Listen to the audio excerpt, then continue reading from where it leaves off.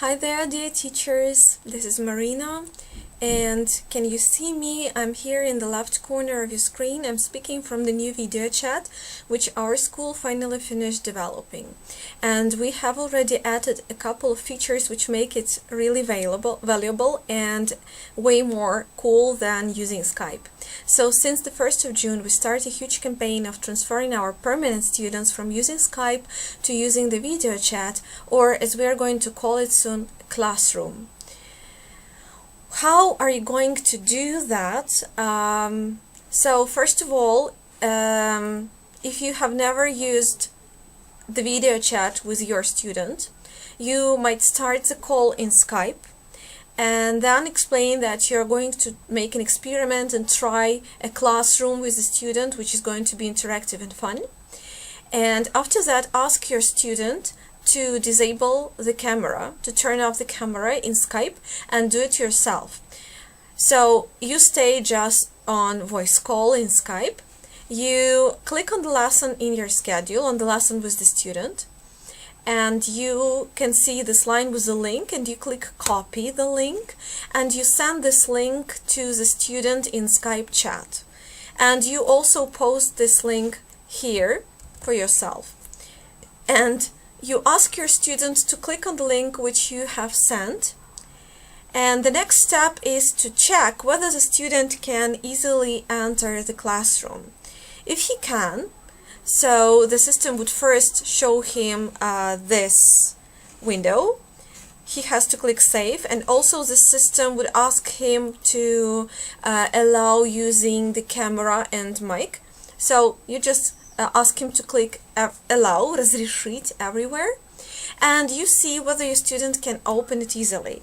If not, then stop the experiment and come back to Skype and continue the lesson in Skype. And after the lesson, you should do as following. You just click on the lesson, click finish the lesson. And if you failed using the video chat at this lesson, you choose technical issues, and you write a comment for the administration that you tried using the video chat with a student, but the student failed.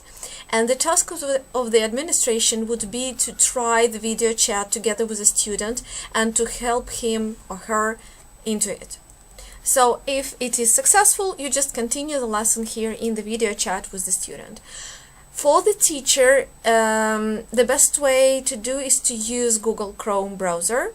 For the student, nearly any other browser might do, like Mozilla, Opera, whatever, but for the teacher, we advise using Google Chrome, and I will explain why. So what do we have here? In the middle of the screen, you will see the student, if all goes right. You can disable your microphone, disable your camera, and this button is for screen sharing. When you first click on this button, it will ask you to install an extension for Google Chrome. It is done very easily, and then you have just to refresh the page. So when you click share screen, you have two options: whether share the whole of your screen or share the application window. If you share the whole of your screen, it looks a bit tricky, but for example, if you switch to some program, so the student will see only what you're showing to him. But this is not very convenient because you cannot see the student's face at this time. So what you're gonna do, let's just stop it. You click share screen, and then you click share application window, and you choose only the application you're going to share. For example, if I want to show some drawing or some picture in Paint, I share only my Paint here. And my student can see only what I'm doing here. Let's check. I will just move it a little bit. Can you see that the student still sees only Paint, no matter that I moved it? And I can also change the size of this window so that I move it a little bit to the right, and I can see the student's face, so it will be here, just from under the application which I'm sharing. And in this way, I see the face and the reaction of the student. Like this. You see?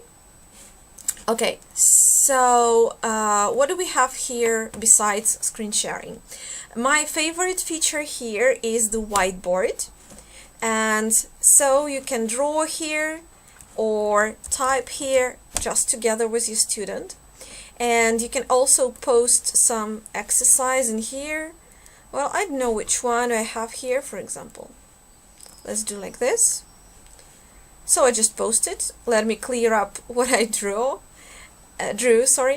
So you can post any exercise right here and ask your student to draw and or write and do any exercises here. So I think this feature is really cool. Besides the whiteboard, here we have the YouTube link, and so that you can post any YouTube link here, open the video, and it will be played at the same time for you and for your student, and you can click stop and play, and it will stop and play with the student as well. So this feature is really cool because it decides the problem of sharing the system sound. Another feature here is presentations. Here you have two categories, Charlie Preschool and Charlie Starter 1, which is Kids Box Starter and Kids Box 1. And here you have a number of fully developed lessons from the very beginning. For example, if I choose Kids Box 1, Lesson 1, and here you have a fully complete lesson, so that you don't have to spend time on preparing and so on.